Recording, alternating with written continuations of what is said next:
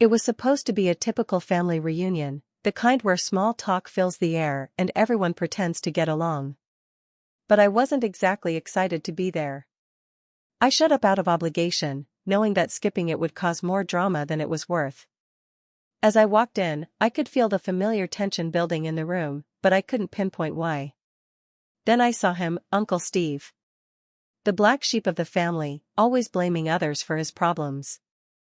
Never holding a job, always scheming for quick cash. He was seated in the corner, his eyes scanning the room with that smug look he always wore before making one of his grand speeches. It wasn't long before Steve stood up, clearing his throat dramatically. "Ladies and gentlemen," he began, like he was about to drop some life-changing truth, "I just want to talk about something important, something that affects all of us." He had everyone's attention. I wasn't interested, but I braced myself for what was coming. "Family is about supporting each other," Steve continued, his voice rising, "and yet, some people here," he turned to look directly at me, "seem to have forgotten that." I sighed inwardly. Here it came. "You see, my dear nephew here," Steve gestured toward me, "has done very well for himself. Big house, fancy car, vacations. And that's great. But what about the family that helped you get there? What about those who sacrificed for you?" The room fell silent. I knew exactly what he was doing, trying to guilt-trip me into handing over money. His tone was dripping with insincerity, but he didn't care. What mattered to him was manipulating everyone else into believing I owed him. I took a sip of my drink, keeping my expression neutral, but inside I was already preparing my response. This wasn't the first time Steve had tried this, but this time? He had no idea what I was about to say. Steve's words hung in the air like a cloud, heavy with accusation. I could feel the tension in the room grow as everyone waited for me to respond. But as much as I wanted to snap back at him, I knew this wasn't the time for an outburst. I had to stay calm, stay composed, and let him dig his own hole. "Look, I get it," Steve continued, his voice starting to rise. "Family is supposed to help each other, right? I've helped you in the past, made sure you had what you needed when you were struggling. So why is it now, when I need a little support, I get nothing?" His words were rehearsed, designed to pull at the heartstrings of anyone in the room who was still willing to listen. But I wasn't fooled. This was classic Steve, always the victim, always looking for someone else to blame. I could see some of the relatives shifting in their seats, their eyes darting between Steve and me. A few of them looked uncomfortable, knowing exactly what was going on. But no one had the courage to call him out. Not yet, anyway. "Don't you think it's fair for family to stick together when things get tough?" Steve's voice was shaking now, as if he were on the brink of a meltdown. "You've got everything. Big house, fancy car, vacations, and I'm here struggling, asking for help, and all I get is silence." I wasn't sure how much longer I could keep my cool. But before I could say anything, my mother, who had been sitting quietly across the room, let out a quiet sigh. She knew better than anyone what Steve was capable of, and I could tell from the look on her face that she was ready to let me handle this. I stayed quiet, letting him go on for a few more moments. But then, as the tension hit its peak, I stood up. The room fell silent, all eyes on me. I wasn't going to get drawn into Steve's emotional trap. Instead, I reached into my pocket, pulled out a neatly folded piece of paper, and held it up for everyone to see. Before I share what happened next, the moment that left an entire room of family members in stunned silence, I want to connect with you, my amazing viewers. Where are you watching from? Drop your country's flag in the comments below. And if you've ever had to fight for something you believe in, hit that like button, because this story is just getting started. "Steve," I said calmly, my voice steady, "I think it's time for you to explain something." I unfolded the paper slowly, making sure everyone in the room could see it. The room held its breath. Steve's eyes widened, his face turning pale as he realized what I was holding. "This," I said, holding up the document, "is a signed loan agreement between you and me." A collective gasp rippled through the room. Steve's face drained of color, and I could see him trying to process what was happening, but he couldn't find the words. This wasn't just a piece of paper. It was proof. Proof that I had already given him the help he claimed he never received. I waited for a moment, letting the silence sink in. I could feel the eyes of my family on me, their expressions a mix of surprise and confusion. Some were finally starting to understand the truth. But not Steve. No, he was still trying to figure out how to get out of this. Remember this? I continued, looking directly at Steve. A few years ago, when you needed money, I lent you a generous sum. But I wasn't stupid. I had you sign a contract, because I knew you wouldn't pay me back unless I made sure of it. Steve opened his mouth, but no words came out. He was cornered, and he knew it. You were supposed to pay me back in 2 years, I said, my voice growing firmer. But here we are, 5 years later, and I haven't seen a single penny. The room was dead silent now. Even the people who had always given Steve the benefit of the doubt were starting to look uncomfortable, shifting in their seats. This wasn't the man they thought they knew. This was someone who had been lying to all of us for years. Family helps each other, right? I asked, turning the question back on Steve. But what do you call this? Lying? Stealing? Manipulating? Steve stammered, his face red with frustration. But there was no escaping it now. I wasn't just fighting for myself, I was fighting for everyone he had ever taken advantage of. As the silence stretched on, I couldn't help but feel a sense of satisfaction. I had been prepared for this moment. Steve hadn't expected me to stand up for myself, to expose the truth in front of everyone. And I wasn't done yet. Steve's face twisted with disbelief, his eyes flicking from the loan agreement to my face, then back to the paper. He opened his mouth to speak, but the words didn't come out. For the first time, he was speechless, caught in a lie so big, he didn't know how to escape it. I held the paper up a little higher, making sure everyone in the room could see it clearly. This, Steve, is a signed loan agreement, I said again, my voice calm but firm. You were supposed to pay me back, but you didn't. And I've given you more than enough chances. The room was still. Not a sound. Everyone was watching, waiting. Some of them had suspected Steve's antics, but now they had the proof. Steve's once confident posture had slumped, his eyes darting nervously, searching for an excuse, a way out. I took a step toward him, narrowing the gap between us. You've been telling everyone that I owe the family, that I'm living the high life while you're struggling. But the truth, Steve, is that I've been the one helping you. Every time you've come to me for money, I've given you a chance. I've lent you money, not because I wanted to, but because I believed you'd actually do the right thing. But you didn't. You took advantage of that trust. Steve's face was turning red now, a mixture of anger and embarrassment. His hands clenched into fists, but he didn't move. I could tell he was still trying to figure out how to turn the tables, how to manipulate the situation back in his favor. You've had 5 years, Steve, I continued, my voice growing sharper, more forceful. 5 years to pay me back, and not a single cent. And now you're standing here, trying to guilt-trip me into giving you more money?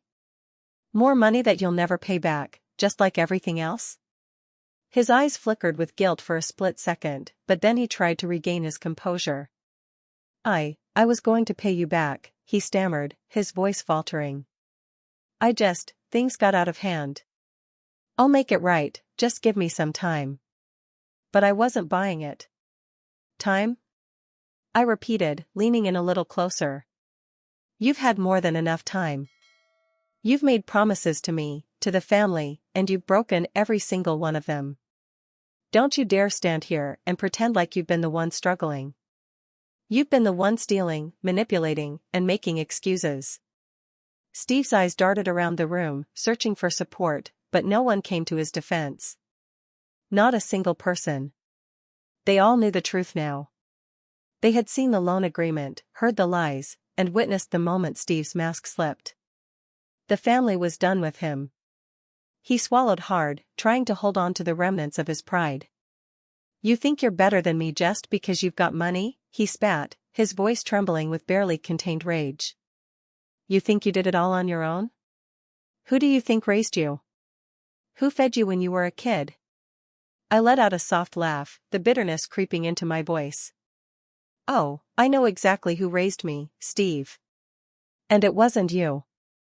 You weren't the one who worked multiple jobs to make sure I had what I needed. You weren't the one who sacrificed everything so I could have a future. The room seemed to breathe with me, the weight of Steve's words finally sinking in. Everyone had heard the stories, seen the damage he'd done, but now they saw the real side of him, the side he'd kept hidden behind his lies. But that's the thing with you, isn't it, Steve? I said, taking a step back. You want credit for things you didn't do. You want to rewrite history and act like you're the one who helped me get to where I am. But the truth is, you didn't help me. You've only ever tried to bring me down. Steve opened his mouth again, but I raised a hand to stop him. No, you don't get to twist this, Steve. Not this time. This isn't about me helping you. This is about you being exposed for the liar and manipulator you've always been. I turned to face the rest of the family, making sure they could all see the truth in my eyes. I've worked hard for everything I have, I said, my voice steady, unwavering. I didn't get here by relying on anyone's help or handouts. I got here because I earned it. And I will not let you stand here and act like you have a right to anything I've worked for. The silence that followed was deafening. Steve had nothing left to say. His mouth moved, but no words came out. His face twisted in frustration, but it was clear, the game was over. The family had seen the truth.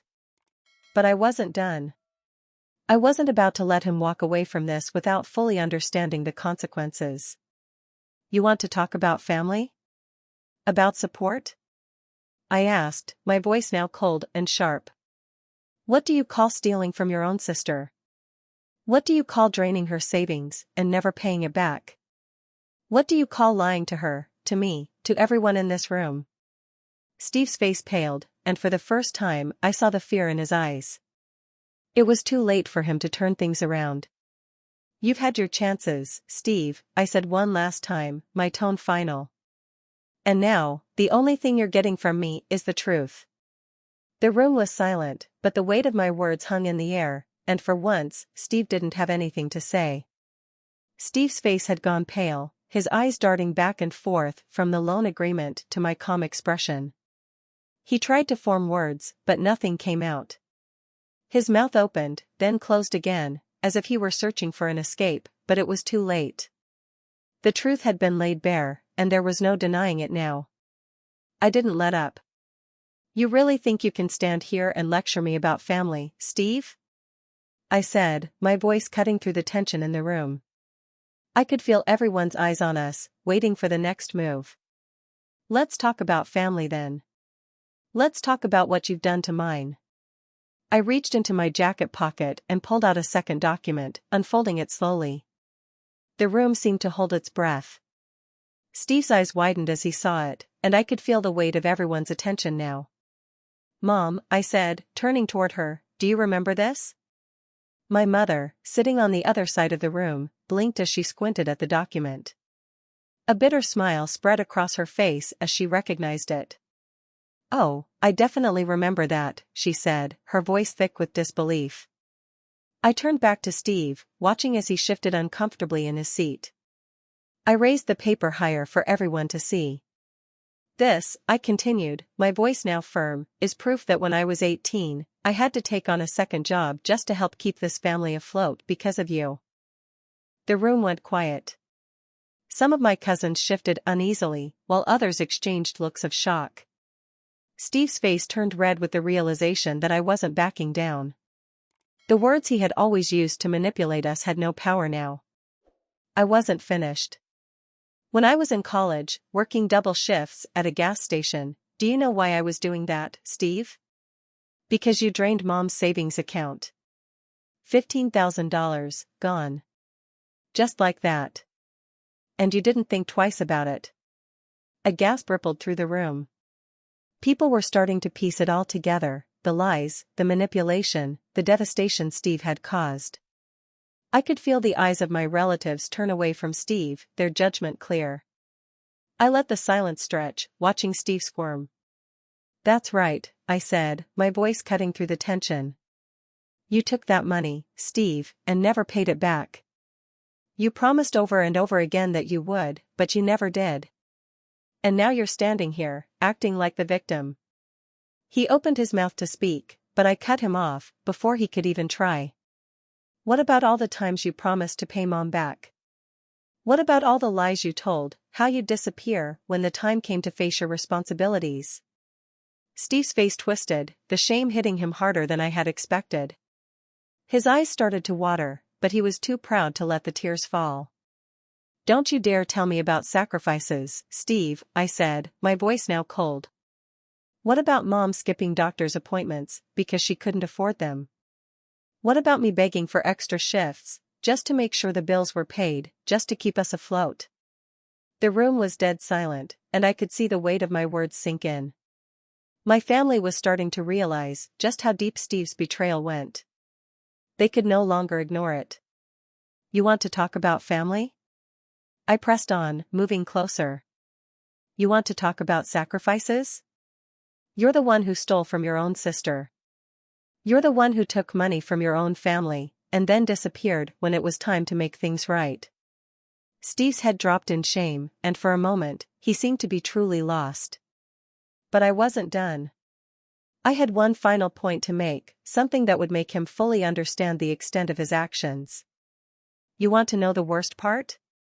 I said, my voice dripping with sarcasm. "After all the money you took, after all the lies, you had the nerve to show up at my graduation and ask for more." The room exploded with murmurs. Everyone had heard the stories about Steve's past, but hearing this, hearing the full extent of what he had done, was something else entirely. Steve's face flushed, but he remained silent, unable to defend himself. I turned to the rest of the family, raising my voice so everyone could hear. "And let's not forget, this wasn't just about me or Mom. This was about everyone he's ever borrowed money from, everyone he's ever used to get by. He's been doing this for years. He's been lying, manipulating, and taking advantage of our goodwill, all while pretending to be the victim." The room was in shock, but there was no denying it anymore. Steve was exposed. I could feel the shift, the understanding in the air as my family turned their eyes away from Steve. There was no more room for excuses. His act had been seen through, and now, the truth was all that remained. Steve's face turned crimson, his fists clenching at his sides as he stared at the ground, clearly trying to process what had just happened. But there was no escaping it. His mask had been ripped off, and now, in front of the people who had always given him the benefit of the doubt, the truth was out. He had no more lies left to tell. For a moment, there was complete silence. The kind of silence that speaks louder than words. I could feel the weight of everyone's gaze on Steve, the judgment, the disappointment. It was a heavy burden, and he couldn't hide from it any longer. Then, as if on cue, my Aunt Patricia, who had been sitting quietly until then, stood up. Her face was a mix of anger and pain, but there was no hesitation in her voice when she spoke. "You know what," she said, her voice trembling but firm. "I wasn't going to say anything, but since Steve wants to talk about who owes who, let's talk about the money he stole from me." Steve's eyes snapped to Patricia, disbelief written all over his face. "Pat, what the hell are you talking about?" he demanded, his voice shaking with anger. "You're just—" "No," she interrupted, cutting him off. "You took my husband's life insurance money, Steve. $30,000. You promised me it was going to be a great investment, something that would double the money. And I trusted you. I trusted you, Steve. You told me you had it all figured out." The room was frozen, all eyes on Patricia. No one could believe what they were hearing. Not after everything Steve had already done, but now this? He had gone after his own family, stealing from them in the most heartless way possible. "You conned me," Patricia continued, her voice cracking with emotion. "After Rick died, I was grieving. I was vulnerable. And you took advantage of that. You took my money, Steve, and you lost it all. $30,000, gone. Steve started to stammer, his face pale with fear and panic. I didn't lose it. It just. Shut up, Patricia snapped, her voice rising now. You told me you'd pay it back in a year, and it's been 10. Where's my money, Steve? Where is it? There was a heavy silence as Steve tried to find a way out, but the weight of Patricia's words left him speechless. He had no excuse. No more lies to tell. And then, as if the floodgates had opened, one by one, other family members started to speak up. I gave him $5,000 last year, my cousin Robert muttered, his voice filled with disgust. He said he just needed a little help to get back on his feet. Haven't seen a dime. Another cousin, Susan, added, I gave him $3,000. Same story. I never saw it again. One by one, the voices of the family members who had been taken advantage of came forward. Each story was a piece of the puzzle, a glaring example of how Steve had bled this family dry, using every excuse in the book to justify his actions. Steve stood there, his face a mask of shock and humiliation as the reality of the situation hit him. His usual swagger was gone. The bravado that had kept him above everyone else was shattered. Now, he was just a man exposed for all the wrong reasons. And the worst part was that no one was on his side. No one was defending him. The entire family had turned their backs on him. But Steve wasn't ready to give up. Not yet. He took a step forward, his voice rising in anger. Oh, don't act like you're all perfect, he shouted. You think you're better than me just because you've got money? You think I'm the only one who's ever made mistakes? Who do you think raised you? Who fed you when you were a kid? The words tumbled out in a rush, but there was no bite to them. They were desperate, the last gasps of a man who had lost everything. And before anyone could respond, I stepped forward, cutting him off, before he could say another word. Who raised me, Steve? I asked, my voice steady, but sharp. Who worked their ass off to make sure I had a chance in this world? It wasn't you. It wasn't you who stayed up late at night working 2 jobs so we could pay the bills. It wasn't you who sacrificed everything for this family. You weren't there for us, and now you want to act like you deserve something? You've already taken enough from us. The room was silent again, the gravity of my words sinking in. Steve stood there, seething with anger but completely unable to defend himself. His pride was gone. The family had seen him for what he truly was, and there was no going back. I took a deep breath, letting the moment hang in the air. You've already stolen enough from this family, Steve, I said quietly. And now, you're going to face the consequences. The final blow had been dealt. The truth was out, and there was no escaping it. Steve had used up every last ounce of goodwill he had left, and now he stood alone, trapped by his own lies. The room slowly began to stir as the family started to process everything they had just heard. My mother, who had been silent until now, finally spoke, her voice filled with a mixture of anger and relief. You're done, Steve, she said, her words final. You're not going to get away with this anymore. And with that, Steve's empire of lies crumbled. There was no more room for excuses, no more manipulation. The family had finally seen through his facade, and now, there would be no turning back. Steve's face twisted in fury, his fists clenching as he stared at the ground, but the words were already out. His mask was gone, and now, he had no choice but to lash out. This is a setup, he screamed, his voice cracking. You're all just ganging up on me. You're trying to ruin me. His panic was palpable. He looked for someone to back him up, but no one moved. Everyone was silent, watching him unravel. Steve stepped forward, his face twisted in rage. You think you're better than me just because you've got money? You think you're above all of us? I didn't flinch. No, Steve, I said calmly. I didn't get here by lying, by stealing, or by hurting the people around me like you did. Before Steve could respond, Mark, my cousin, stepped in. With one powerful shove, he pushed Steve back into the couch. "You're not going to ruin this family anymore," Mark growled, holding Steve down with ease. Steve thrashed, cursing and shouting, but Mark didn't budge. The room exploded into chaos. Aunt Sarah screamed, and Uncle George stood up, but no one moved to help Steve.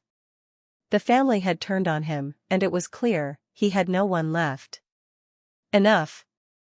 I raised my voice, cutting through the noise. "This isn't about you, Steve. It's about what you've done to everyone here." Mark let go of Steve, who slumped, still seething.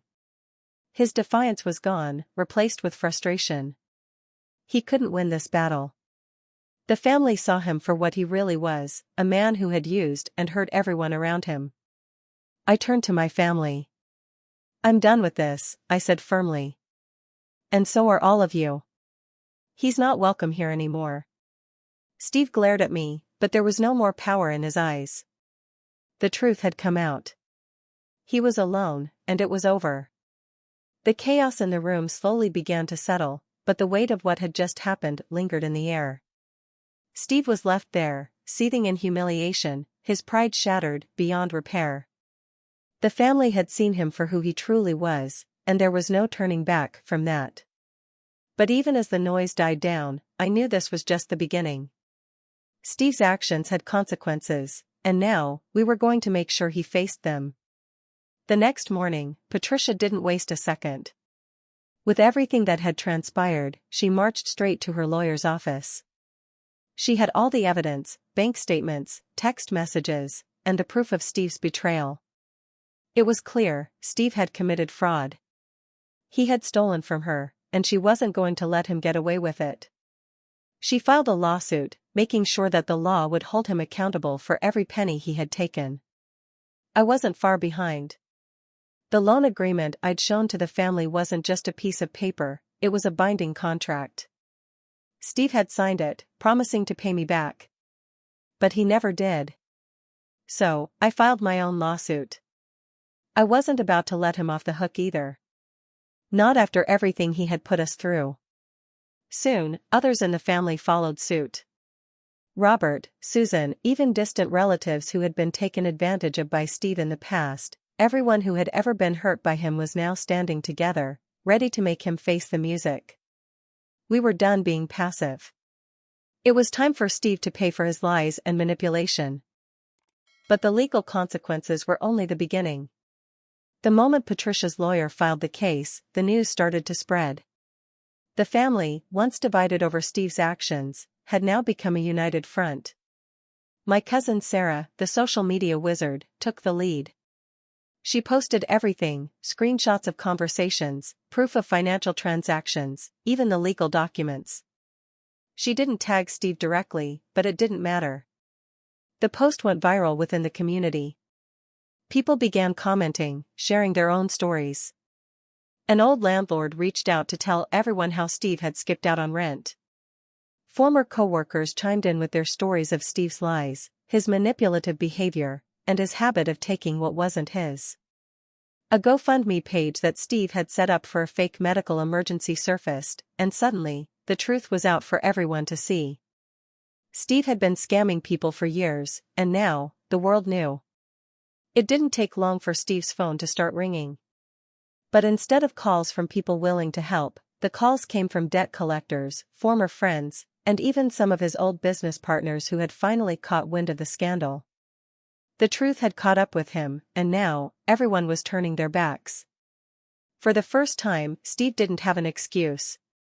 He was no longer the charming, manipulative figure he once was. He was a man exposed, with no place left to hide.